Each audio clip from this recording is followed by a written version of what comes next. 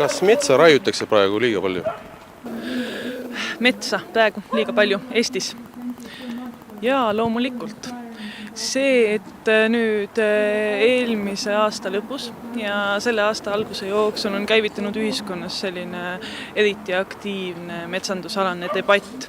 Selle põhjus on see, et tegelikult on juba 15 aastat teatud ringkondades, just keskkonnaorganisatsioonide ringkonnas ja teatud loodusturismi ettevõtjate ringkonnas teatud seda, et Eesti raiepoliitika on liiga intensiivne ning hetkel selliseid vanad põlismetsad, mis on tegelikult liigirikkad ja mis on see, mida tavainimene tunneb metsana, on asendumas selliste noorendikega, sisuliselt puupõldudega.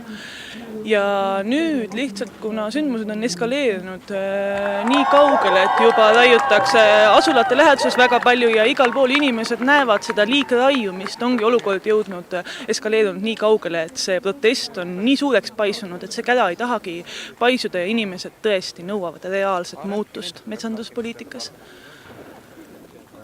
Mida peaks metsade hoidmiseks tegema?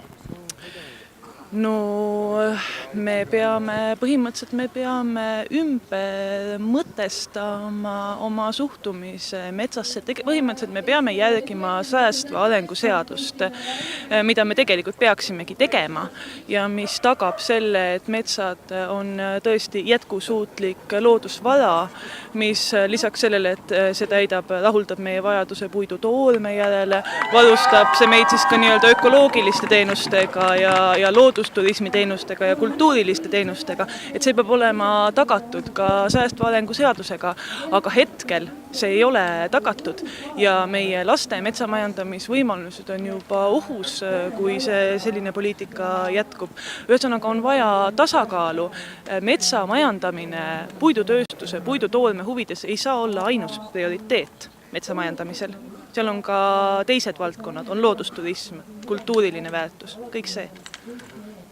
Ja viimane küsimus, kas puid peaks minema rohelise energia sildi all lihtsalt katlasse kütteks?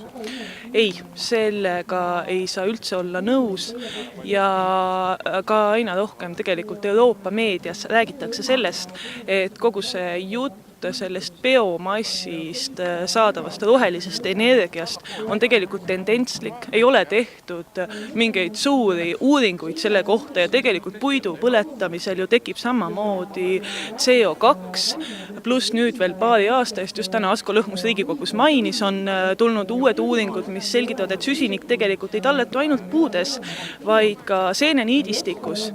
Nii et puude raiumine üle pea vallandab väga palju süsinikku, siis kui neid veel raiuda ja ahju ajada, see ilmselgelt ei avalda kliimamuutuste peatamisele soodsat mõju.